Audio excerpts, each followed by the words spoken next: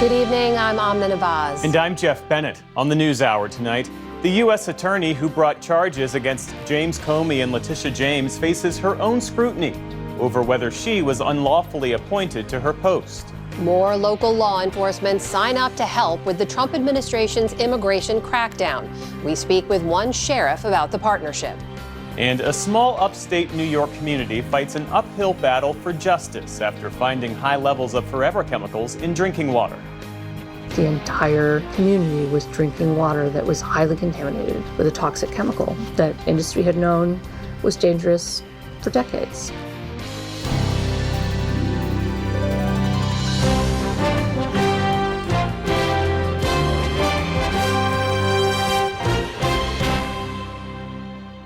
Major funding for the PBS NewsHour has been provided by a successful business owner sells his company and restores his father's historic jazz club with his son. A Raymond James financial advisor gets to know you, your passions, and the way you bring people together. Life well planned. And friends of the NewsHour, including Robert S. Kaplan and Wendy J. Selden through the Raymond James Charitable Endowment Fund.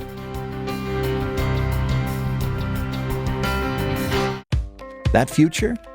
It's out there waiting. And so is everything between now and then. For almost 150 years, One America Financial has believed in the kind of certainty that supports the journey every step of the way. I love seeing interns succeed. I love seeing them come back and join engagement teams and seeing where they go from there. I get to watch their personal growth. It makes my heart happy.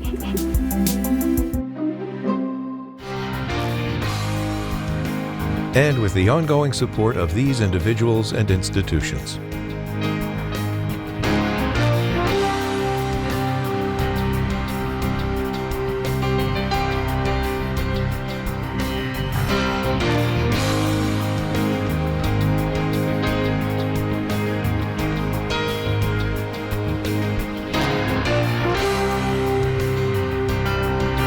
This program was made possible by the contributions to your PBS station from viewers like you. Thank you. Welcome to the NewsHour. President Donald Trump's Department of Justice was on defense today in a Northern Virginia courtroom. A judge is weighing whether to disqualify the prosecutor pursuing charges against former FBI Director James Comey and New York's Attorney General Letitia James. That prosecutor, Lindsay Halligan, is a Trump ally with no prosecutorial experience. She was sworn in days after the previous U.S. attorney resigned after being pressured to indict Comey and James. President Trump has cast both Comey and James as his political enemies and called for their prosecutions after they pursued investigations into him. Glenn Kirshner is a former assistant U.S. attorney for Washington, D.C. He joins us now after sitting in on today's hearing. It's good to see you. Good to see you, Jeff. So let's start with this. How unusual is it for a criminal case to hinge on whether the prosecutor was lawfully appointed? Very unusual. This is a high-stakes motion that we saw litigated today because, sort of at the bottom of it all, if the Judge Curry, who is presiding over this motion, decides that Lindsay Halligan was not lawfully appointed, because she was the only person in the grand jury obtaining this indictment, it would very likely result in the case being dismissed outright against both James Comey and Letitia James. And really the only thing left to argue about would be whether it should be indicted with prejudice or without prejudice. With prejudice means there would be a chance for DOJ to go back in and try to correct the error. Without prejudice, rather. With prejudice means it is over, and Donald Trump will never get to, take James Comey or Letitia James to trial. The defense lawyers pointed to President Trump's public pressure to include his Truth Social posts, you see there, one right there on the screen, as evidence that these prosecutions were politically driven. From a legal standpoint, what weight does the president's rhetoric carry in evaluating whether these prosecutions were selective or vindictive? Extraordinary weight. So every word Donald Trump has ever spoken about James Comey or Letitia James, anything he has ever posted, All of it is admissible evidence on the question of whether this is a vindictive prosecution and or a selective prosecution. These are all called admissions by a party opponent. And, this hearing today wasn't really directly about that, but a little bit of that crept in with some of the questions that the judge was asking. For example, she opened with, have the parties seen a declination memo where prior career prosecutors had declined to bring these charges because there was insufficient evidence to do so? And the defense said, we haven't, but we would like to, and we're going to be needing it in discovery. Regardless of how this judge rules, and I think they're set to rule by Thanksgiving, is that what she said? So what does this entire episode do to the public confidence of the DOJ? It doesn't enhance it, Jeff. I think in my experience, I was a federal prosecutor for 30 years. Every White House seemed to understand the importance of that separation between the administration, the White House, the Oval Office, and the Department of Justice, because the people have to have confidence that DOJ is making prosecutorial decisions day in and day out without political interference or without political motivations. And because Donald Trump has all but announced he's anointed himself the chief prosecutor in all cases, posting things like, look, this is making us look bad. I need you all to move out against the Tish James, the Nakomis, and others. Gone is that wall, that separation. And I think that severely undermines the public's confidence in the independence of the Department of Justice. And there has also been a hollowing out with the firings, the transfers, the resignations of veteran lawyers. And I worry about our national security. I worry about, for example, the people of the District of Columbia, whom I served for decades as a federal prosecutor in D.C. That office is down reportedly, approaching 100 lawyers. And traditionally, we only had about 325 prosecutors in that office. If we don't have a third of our prosecutorial workforce, in my opinion, that's a public safety issue in Washington, D.C. So coming back to this case in particular, what happens next? So, as you mentioned, Judge Curry announced that she will have a ruling for us prior to Thanksgiving. So we'll be, waiting every day to get that ruling.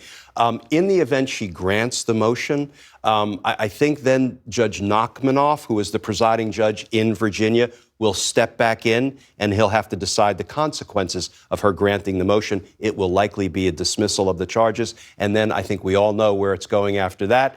It's going to the Court of Appeals, and I would assume the Trump administration will try to bubble it up to the Supreme Court if they can. Glenn Kirshner, great to see you. Thanks for coming in. Thanks, Jeff.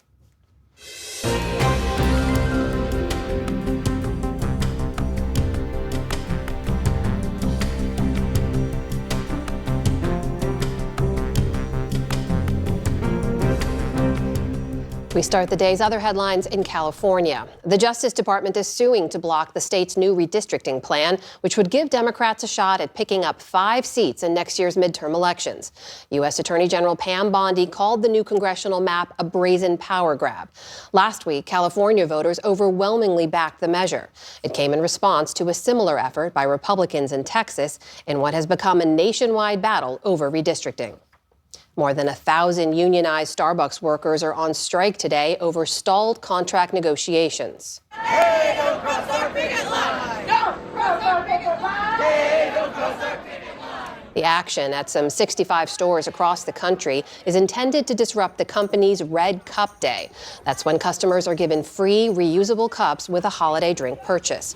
Talks over better hours and wages have been stalled since the spring. This worker in New York City said that their demands are not unreasonable.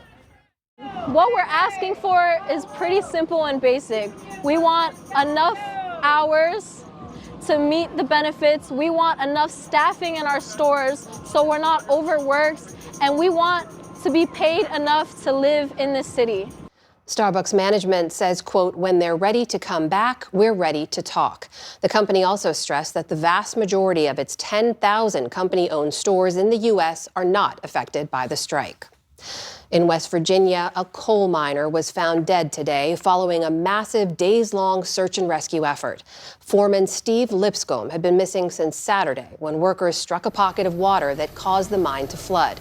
He was last seen trying to help his fellow miners to safety. It's the third death this year at a facility operated by Alpha Metallurgical Resources in West Virginia. Governor Patrick Morrisey said his state is grieving, writing that, quote, mining is more than an industry here. It's a brotherhood, a way of life, and a source of pride. In Oklahoma, at least 4 people are in critical condition after a tanker truck spilled dangerous ammonia gas in a hotel parking lot. Officials in the small city of Weatherford say the fumes caused respiratory distress for people near the area, sending dozens to the hospital and hundreds more to evacuation sites.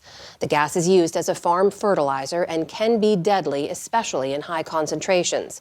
A shelter-in-place order has been lifted, and police say the air quality is under control, but they add that a full cleanup could take several days. We have an update to a story we've been covering this week. The BBC apologized today to President Trump over a misleading edit of his speech to supporters before they stormed the Capitol on January 6th. But the broadcaster denied its actions amounted to defamation. Trump lawyers had threatened the BBC with $1 billion lawsuit. The dispute stems from a documentary that aired in the lead up to last year's election that included separate parts of Trump's speech that were spliced together. In its retraction, the BBC said the edit, quote, gave the mistaken impression that President Trump had made a direct call for violent action. In the Middle East, Israeli settlers have burned and defaced a mosque in a Palestinian village in the West Bank. An Associated Press reporter found that walls and carpeting were scorched, as were multiple copies of the Quran, and there were hateful messages written on the building's exterior. The torching comes a day after Israeli leaders condemned an earlier attack by settlers on 2 Palestinian villages. Today, a government official said the Israeli military does not condone any such acts of violence. Any incidents of lawlessness are dealt with to the full extent of the law. The IDF operates under strict ethical guidelines and international law in Judea and Samaria. Palestinians and human rights groups say that Israel's far-right government does little to prevent the growing acts of settler violence in the West Bank. So far, there have been no arrests in the mosque attack. In France, the city of Paris has been marking 10 years since the terrorist attack that claimed more than 100 lives and left a lasting mark on the nation's identity.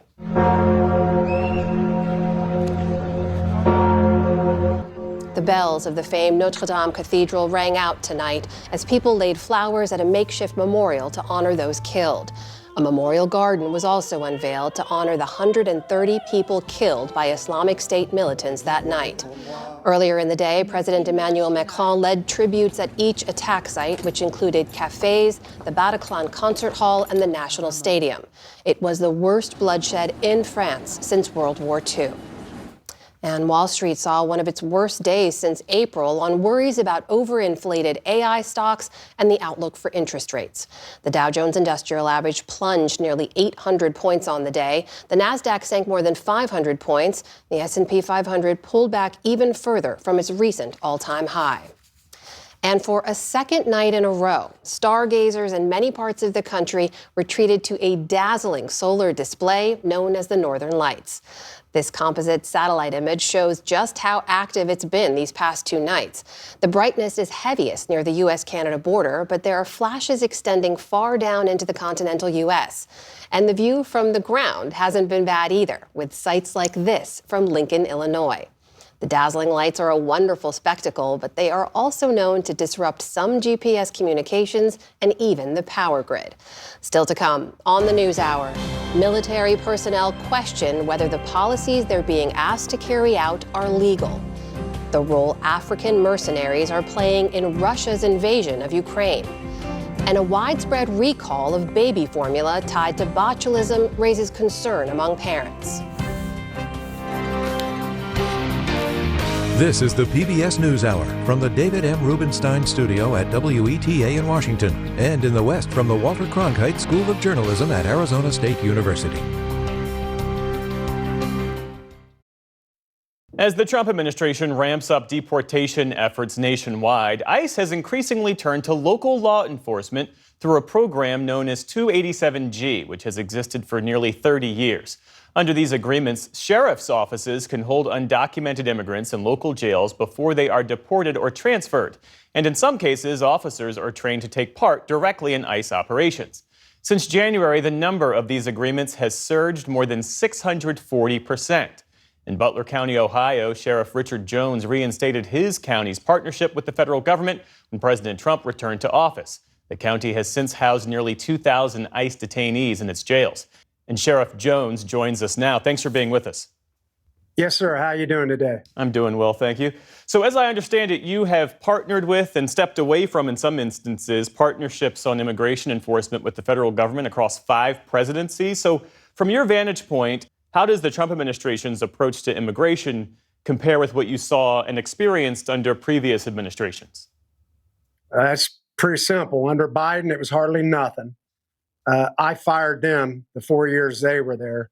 The most deportation we ever done when we had 287G, the enforcement model and the jail model was under President Obama. He was there 8 years. So he deported far more than Trump has in roughly 5 years. What do you think people misunderstand about the Obama era deportations as compared to the present moment? I think that it's in the past, it's history. Depending on what TV channels or where they get their news, they believe in whatever group they watch. But the actual truth is that I've been in the deportation business and in fighting illegal immigration for almost 22 years, 5 presidents, and I've actually been there. We deported when President Obama was president. 8 years. He had 8 years. President Trump has going on 5. So he's got a lot of catching up to do. But it's in the United States, it's about 78% Democrat or Republican, black or white. It's about 78%. During the last election, wanted the border sealed and wanted something done with deportation. President Trump is doing exactly what he said he was going to do. He was going to go get these programs started and do deportation. As you know, there are critics who argue that 287G opens the door to racial profiling, especially in traffic stops and street-level enforcements. So what specific safeguards do you have in place to make sure that your deputies aren't using that authority to target people based on how they look or what language they speak? Listen, we've been doing this since the beginning of time. We stop people that are black, white, red, all the colors in the rainbow. Every religion, doesn't matter what kind of vehicles they drive. We just don't do traffic enforcement. We always do traffic enforcement. It's other issues. You commit crime, you drive drunk, just like anybody else, just like homegrown criminals do. And we don't look at color or religion or anything like that. But people can believe what they want to believe. I could not, if I was on your show for 24 hours nonstop, I could not convince the naysayers. But what specific policies or safeguards do you have in place to make sure that people aren't being stopped based on how they look or the language that they speak? Basically, we monitor all their stops, and we always have. We monitor their stops, we review, we meet with them, but we've done that for 22 years since we've had cameras, and before that, we always look at their reports just like they do all over the country. Walk us through what's changed in your jails since you partnered again with the federal government under this program. On an average day right now, how many ICE detainees are you housing, and what does that mean for the space that's available for local inmates? That's pretty simple. Today, I think we were up to 360. It varies. Sometimes it's 300. We've had as many as 430 ICE prisoners. Depends on what they're doing in ICE. And we've had up close to 500. So it varies on what they're doing. You've said that the federal contracts as part of this program have brought in more than $200 million over 20 years, and you expect to hit $250 million by 2027. Is that right? That's correct. And maybe more than that. If you listen to the Homeland Security people, they suspect there's 20 to 30 million people here. They need county jails for the jail space. They don't have, the federal government doesn't have county jails or federal jails. They depend on county sheriff's offices. Next year, we believe we're going to bring in $22 million just next year. This year, we'll probably bring in 12, but it's just starting to ramp up. There are people who will hear those numbers and conclude that Butler County has a financial incentive to keep beds full of ICE detainees. Well, sure I am. I've housed prisoners here. I don't do it for free. If other counties want to house prisoners here, they have to pay the going price. And they don't have to come here. But do we do it for free? No. There's a price that they have to pay to have them here, just like they always have. We've had Marshall prisoners for probably 20 or 30 years. They pay. And we don't do it for free. It helps cover the freight of our local prisoners. So, no, it is what it is. ICE has come under renewed scrutiny, as you well know, across the country for what many folks see as aggressive tactics, in some cases brutal tactics. Do you believe that the way ICE is apprehending some of these folks is the best way to remove people who are in the country illegally, but who pose no public safety threat? Well, they all snuck into the country. They're here illegally. If they don't want to be here, go home. They try to offer them places that they'll ship you back, and they'll even give you money to go home. You're here illegally. You shouldn't be here. The president ran on that premises, and he's keeping his promise. And to stop this in these big cities, I've had 500 protesters here or more. They protest all the time here in front of my jail. They chain themselves to the door. And you know what that changes? Absolutely nothing. I agree with the way they're doing it, and it's going to continue to ramp up. They're actually doing more jail space, and I support them 110%. Sheriff Richard Jones, thank you for your perspectives. We appreciate it. Hey, appreciate you. Thank you.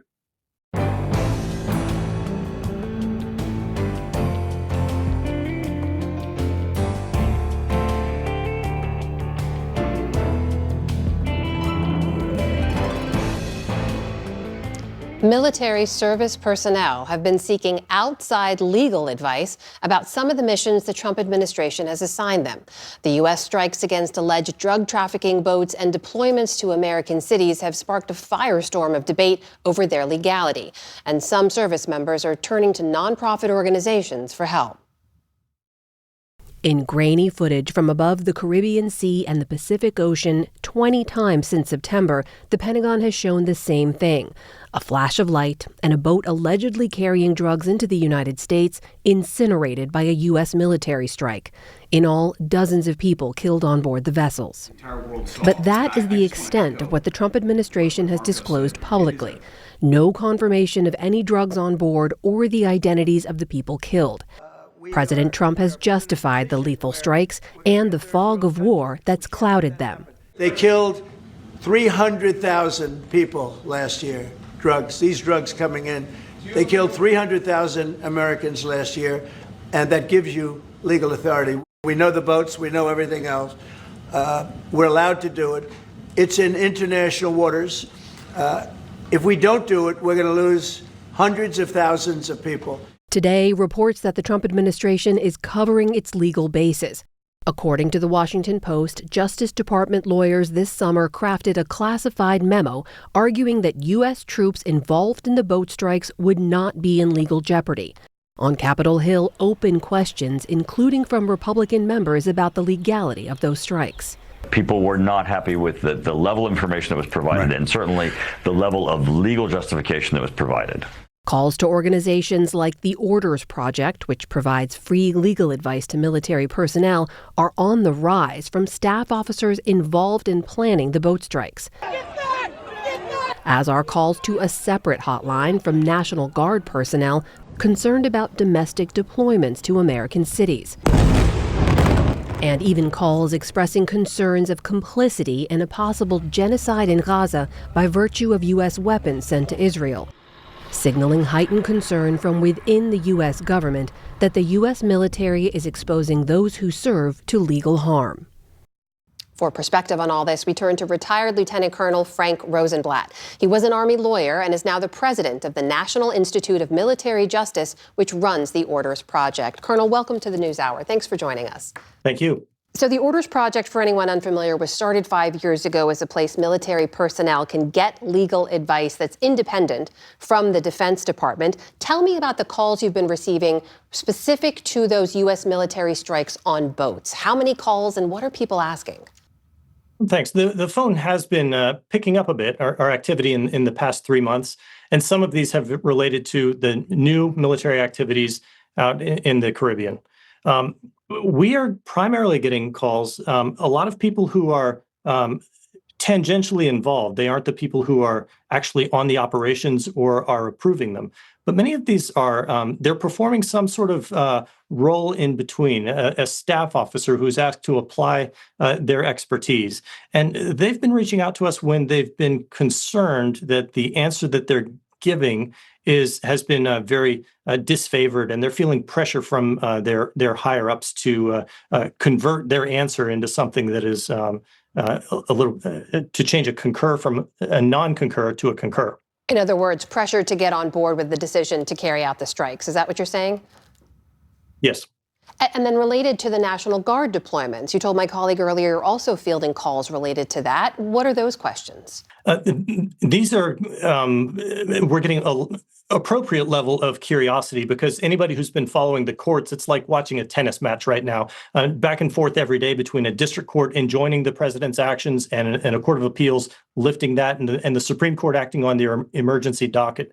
So when people are being told or to anticipate a deployment to an American city, they do have some questions about this, and we just try to help them figure out what's right for them. You know, to help them feel better about what they're doing or where they need to raise questions, to ask the right questions of their leaders to make sure that they are remaining compliant with their not only their legal obligations, but so that there's no moral injury later on, that they don't do something that they knew was wrong at the time.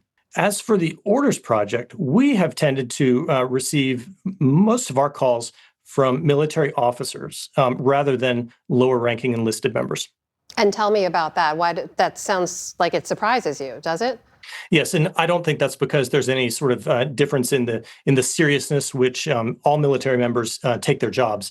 I do think, though, that lower enlisted members are, if they are told to do something, then they are going to trust that the correct staff processes and command approvals have happened for that to go through. And so, they're not picking up the phones to call. But, however, some of the military staff officers, on the other hand, they are actually involved in the implementation and planning of these missions. And so when they are able to, I think, maybe get some insight into that sometimes they're may be asked to do things that they don't think are correct, or that are at least maybe boundary pushing and are different than how they've done things in the past. So I should note, in response to a request from the NewsHour, the Department of Justice spokesperson sent us this statement saying, quote, "The strikes were ordered consistent with the laws of armed conflict," referring to the boat strikes in the Caribbean and Pacific, "and as such are lawful orders. Military personnel are legally obligated to follow lawful orders and as such are not subject to prosecution for following lawful orders."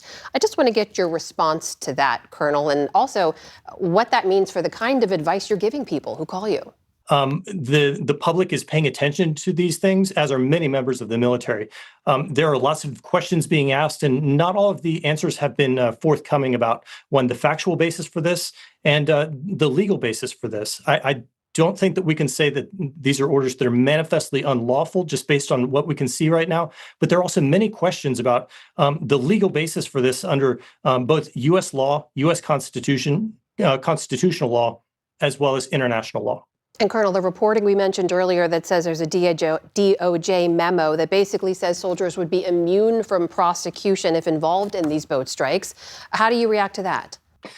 The conference of immunity does raise some important questions. And my first reaction is anybody who relies on that, the fact that DOJ has signed a memo saying there's blanket immunity, is making a mistake to fully rely upon this. Now, it does mean something, but there are a number of questions. One is, why is this being offered? I mean, we don't normally immunize people. And so the question is, what is it that you're asking me to do? What sort of conduct will confer this immunity?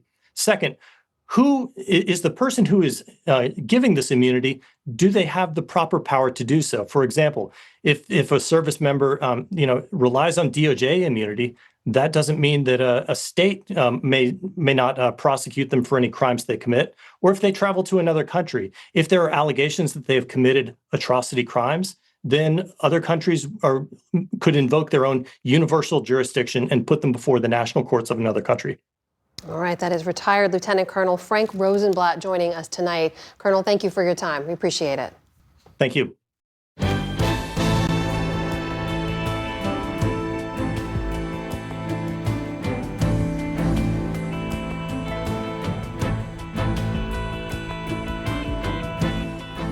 So-called forever chemicals are both harmful to our health and are everywhere. William Brangham profiles a new book that tells the story of how these extremely durable chemicals came to be so ubiquitous through the eyes of one small community in upstate New York that decided to fight for some measure of justice. And this is him and his buddies? Yeah, that was on one of the golf trips. John Ursel Hickey was a fixture in Hoosick Falls, a once thriving industrial town in northeastern upstate New York near the Vermont border.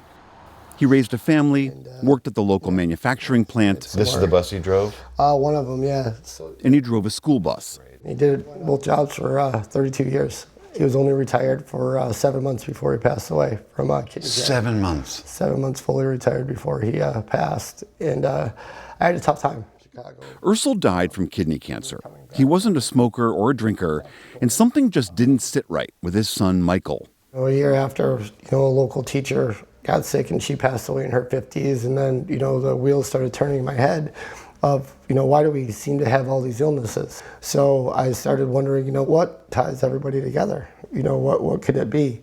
And obviously that's water. The plant where his dad worked, then owned by the company Saint-Gobain, used Teflon coating. So he Googled Teflon and cancer. Up popped a study from West Virginia that showed a likely link between the chemicals in Teflon and various cancers, including kidney cancer. Hickey approached a local family doctor who said, yes, he had seen a lot of cancer in his patients, but the city and the county wouldn't test the water.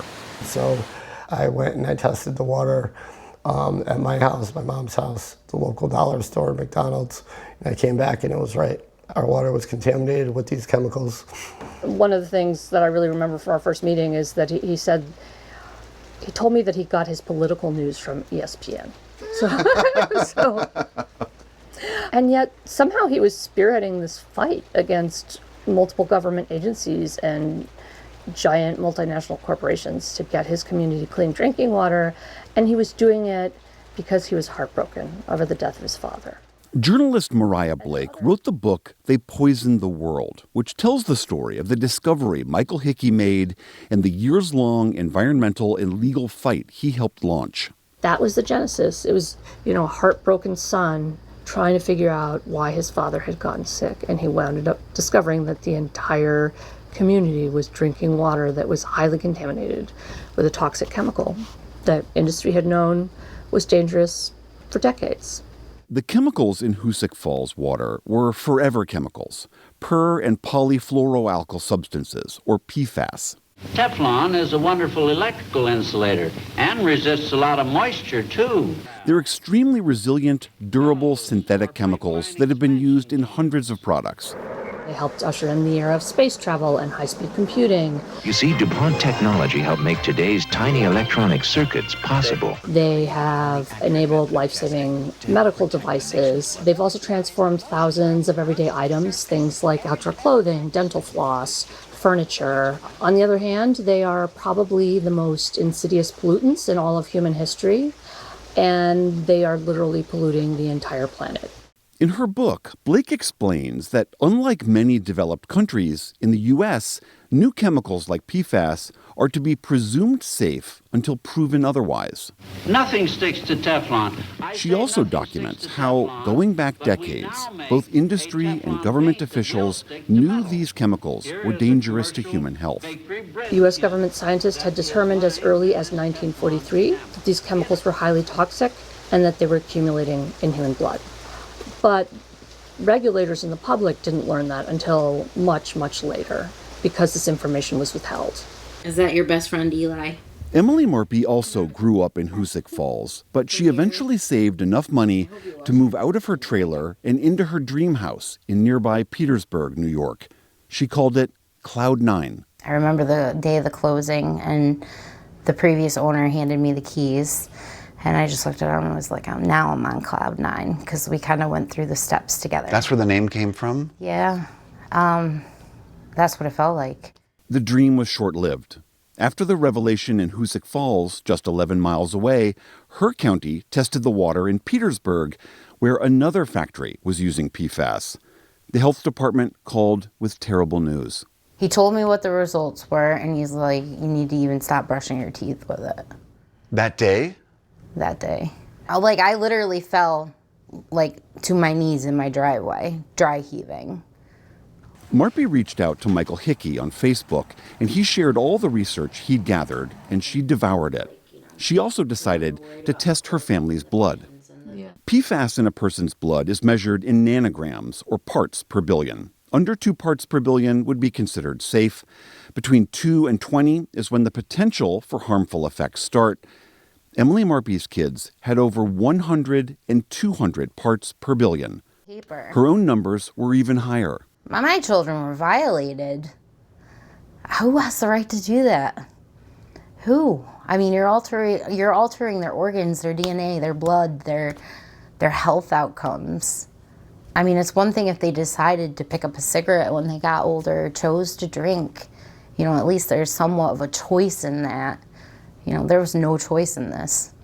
They had never really taken much interest in politics or environmental issues. They had spent their lives believing that there were systems in place to protect them, and now that trust had been completely shattered. But these people, the people of Hoosick Falls, rather than becoming cynical or resigned or wanting to burn it all down, they fought like hell to change the system for the better, because they thought that was the best way to protect their communities and their families. Well, things got heated tonight at the village board meeting in Hoosick Falls. Against huge odds, Hickey and Marpy and others decided to fight. They badgered local officials, they went to the state capitol, they testified before Congress in D.C. We're suffering the health effects. They're already here. There's 20 years of research on PFAS, or if not more, and we just need to do some common sense legislation. And they filed multiple lawsuits against the companies. In 2021 and again in 2025, they won. The 4 major companies involved, 3M, Saint-Gobain, Honeywell, and DuPont, all settled large multi-million-dollar class action lawsuits over the pollution they caused. In statements to the press, Saint-Gobain said it valued the health, safety, and well-being of its employees and the communities in which it operates, while Honeywell pointed to its remediation efforts, including the funding of a new water treatment facility in town. In their settlements, residents got access to a new unpolluted aquifer, regular ongoing medical monitoring, and compensation for the decline in their home values. It was a long battle. They spent 8 years fighting this fight, but in the end, they accomplished just about everything they set out to accomplish. Say hello. But for the residents of Hoosick Falls and Petersburg, New York, the successful end of their legal battle is bittersweet. A company can just dump their stuff all over and I can drink it for years and nobody goes to jail. Nobody gets punished. There's no real recourse except, okay, yep, we won a class action, but it's just money. It doesn't give me back the time with my kids. It doesn't give me my dream home. Gone. It's a success, I think, for some that look at it. For me, it's not. It's not. We've lost so much in between. We've lost good people that could have been here to have full lives, and they lost that. You can't never get that back. Nationwide, attorneys now predict a wave of lawsuits against companies over PFAS chemical pollution that could dwarf the asbestos and tobacco settlements. For the PBS NewsHour, I'm William Brangham in Hoosick Falls, New York.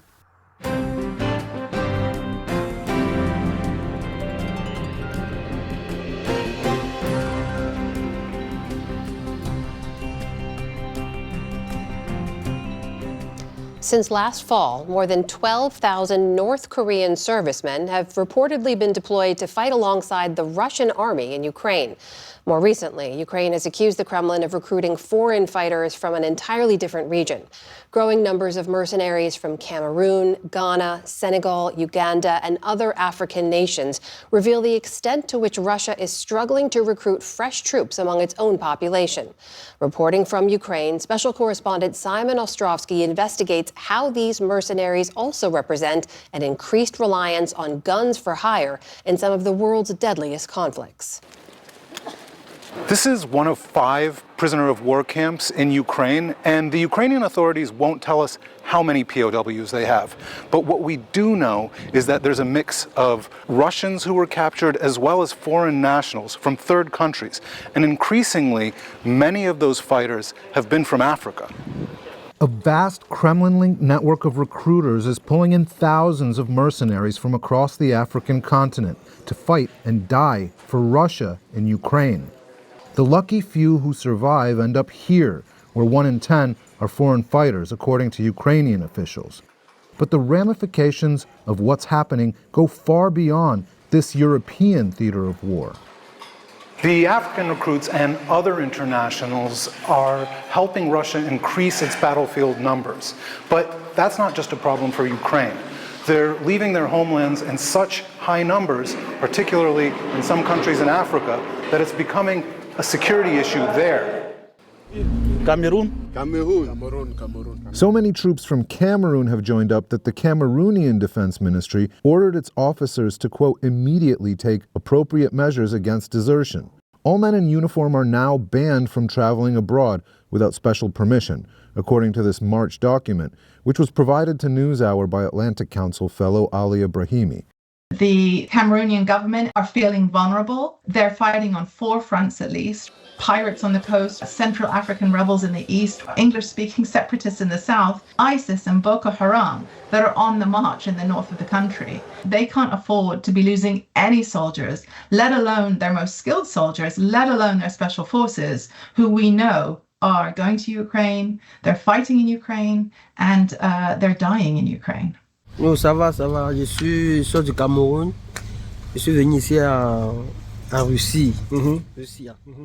While it's hard to know exactly how many men have enlisted, reportedly as many as 100 are dead or missing in action. Their loved ones now search for them across social media, posting pictures like these in the hopes that they'll be identified. Petro Yatsenko from Ukraine's coordination headquarters for the treatment of prisoners of war says that over the past few months he's seen an increase of foreign fighters at camps like this one. We know why the Russian government is recruiting foreigners to fight in its military. They need more men. But why are these people agreeing to fight for Russia? I mean, the numbers of people being killed on the battlefield is huge. Russia needs more and more cannon fodder. They never say the truth for these foreign mercenaries. They promise them a very big salaries. They promise them to be very far from the front line. In fact, they were thrown to the front line, to this kill zone, to the very hard conditions to survive. Mohammed Imra, age 26, is originally from Egypt. He says an army recruiter promised him a Russian passport, but after just 3 days of fighting, he ran out of ammo and was captured, along with another mercenary from Egypt, but not before seeing his comrade die right next to him. It was first time to me.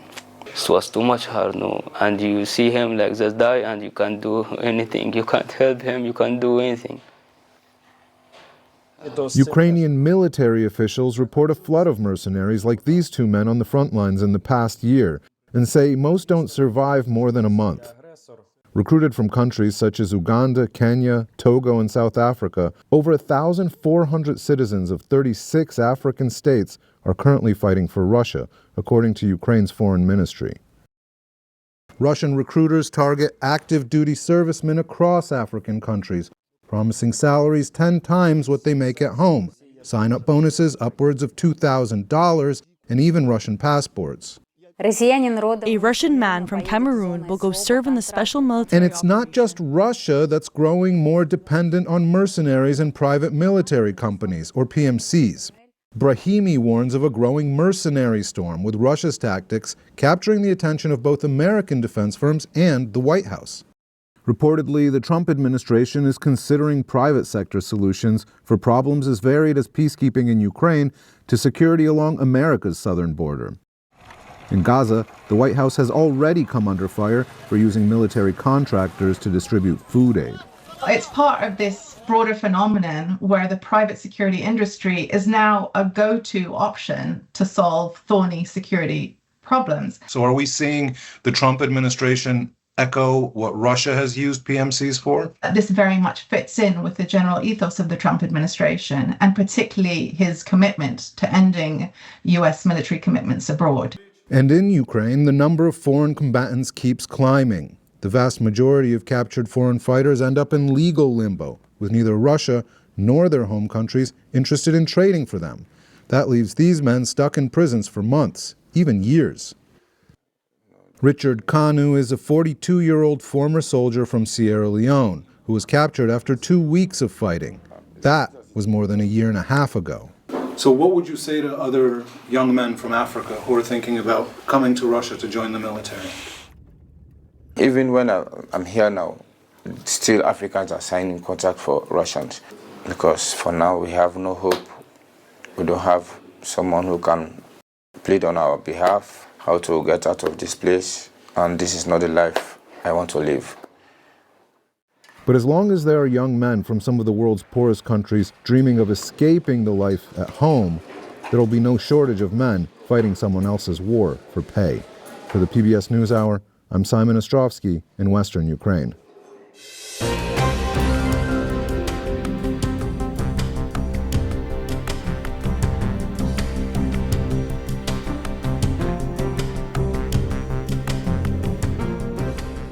An outbreak here in the U.S. of infant botulism, a rare but serious illness caused by toxins that attack the nervous system, is causing alarm among regulators and parents, prompting an investigation and a nationwide recall of ByHeart Whole Nutrition infant formula. Stephanie Tsai has more. According to the Food and Drug Administration, there have been 15 hospitalizations of infants across 12 states. No deaths have been reported. Hannah Everett, a mother in Kentucky, experienced this firsthand. Her 4-month-old Piper was hospitalized over the weekend. We seen the recall and, I just, in my gut, I was like, yeah, we need to take her. Her gag reflex was not intact. It's like, it becomes paralyzed. She's going to make a full recovery. They said we just got very lucky to catch it as early as we did. For a closer look, I'm joined by Helena Bodmiller-Evich. She's the founder of Food Fix, a publication that covers food policy in depth. Helena, thank you for joining the NewsHour. First of all, how sick are babies who have gotten infant botulism linked to this baby formula getting? Well, 15 hospitalizations is something that is very concerning. We have not seen botulism tied to infant formula in this country. We've certainly not seen an outbreak. These babies are requiring a lot of intervention at the hospital. The key is to catch it early. So any signs of poor feeding, difficulty swallowing, loss of head control, if your baby has had this formula and seems off, you should talk to your doctor as soon as possible. Last week, California's Department of Health identified botulism in preliminary testing of an opened can of ByHeart formula that had been given to a baby who later was discovered to have botulism. Earlier, we spoke with Dr. Erica Pan, the director of California's Department of Public Health. Infant botulism is what we call a sporadic disease. It's almost never been seen in an outbreak. So, right, this is the first time we've seen it linked to a specific formula. The spores that this bacteria creates can live in dirt and soil. So often, most cases of infant botulism, we actually don't find out what the exact source was. Infant formula should be sterile, shouldn't have either dirt or bacteria in it. So how did this contamination happen is what I'm concerned about, both for this product, but also in the future, so this can be prevented. So you heard, Helena, that there was a lot of mystery around how this bacteria could have contaminated formula. The FDA commissioner said in an interview this week that the supply chain for formula could be stronger. Do you see ways that this could have been prevented from a policy perspective? Well, I think the results of the investigation here are going to matter a whole lot, and it absolutely raises key scientific and policy questions. Right now, we have no requirements to test for botulism because it has not been considered a hazard that we need to be concerned about in infant formula. But whenever they get to the root cause and figure out what went wrong here, certainly there's going to be a hard look, or there should be a hard look to make sure that this never happens again. We these infants can get quite sick. This is essentially creating a neurotoxin in their body. And so this is an extremely serious situation. And absolutely, federal health officials are going to need to A, get to the bottom of this, and B, figure out what can be done to make sure this never happens again. This ByHeart brand of formula makes up only 1%, I understand, of the baby formulas on the market nationwide. You said that parents should be concerned, but is the recall, from what you're seeing, likely to be an isolated case of this one brand, or is it possible that it expands to other brands? Should parents outside of those that have bought this formula be concerned? So as of right now, it is just this brand. The really good news here is this brand only makes up about 1% of the formula market. So there is not a concern about shortages or any major disruptions to the infant formula supply. I covered the infant formula crisis a few years ago really closely. It was an incredibly traumatic event for millions of families. We do not expect that to be the case here. So that is the good news.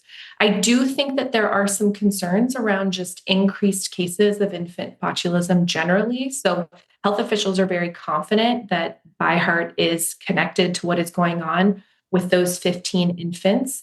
But there are also dozens of other botulism cases that health authorities are now investigating, and they don't know the source. As California mentioned, these are usually sporadic cases, so you often do not know the source. As a mom, I have a lot of concerns about whether or not health officials can get to the bottom of all those cases. We usually only see about 100 botulism infant cases per year.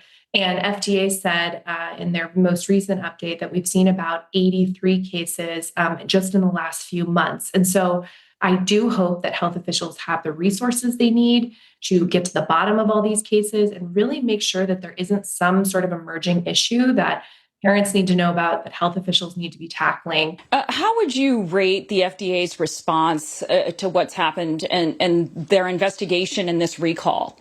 So right now, we don't know a whole lot about the timeline here. We know that infants started getting sick in August, and we are now in November.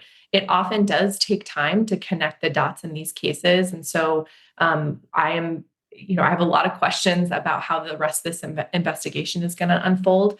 Right now, it looks like as soon as we figured out the connection to ByHeart formula, both the company and FDA acted quickly. But as more comes out about this investigation, I do think there will be a lot of eyes on the FDA once again to make sure that the agency is acting quickly and making sure that families are protected in these situations. That is Helena Bottmiller-Evich of Food Fix. Thank you so much. Thank you.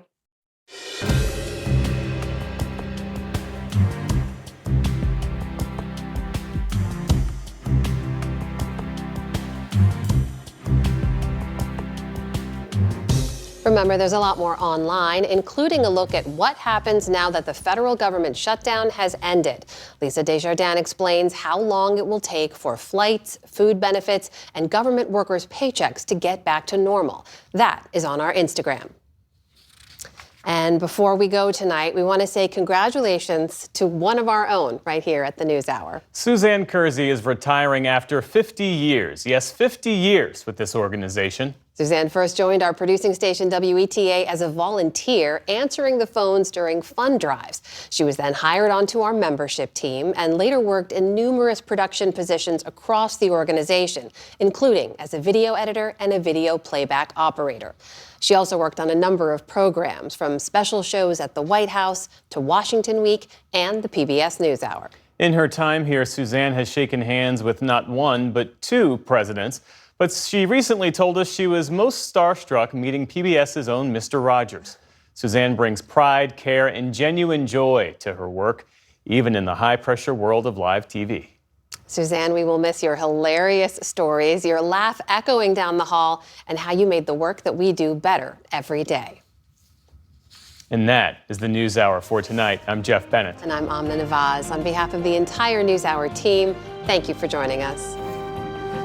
Major funding for the PBS NewsHour has been provided by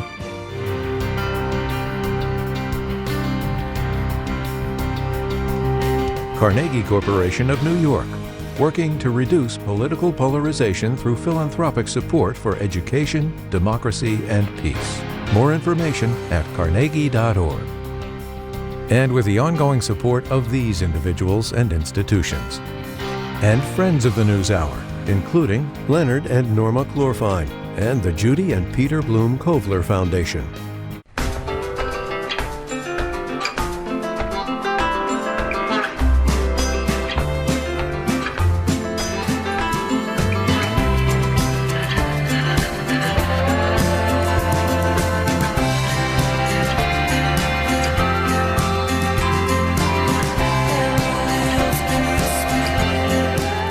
Moving our economy for 160 years. BNSF, the engine that connects us. And with the ongoing support of these institutions.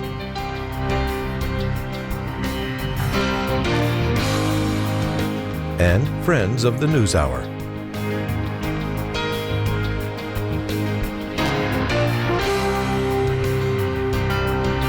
This program was made possible by the contributions to your PBS station from viewers like you.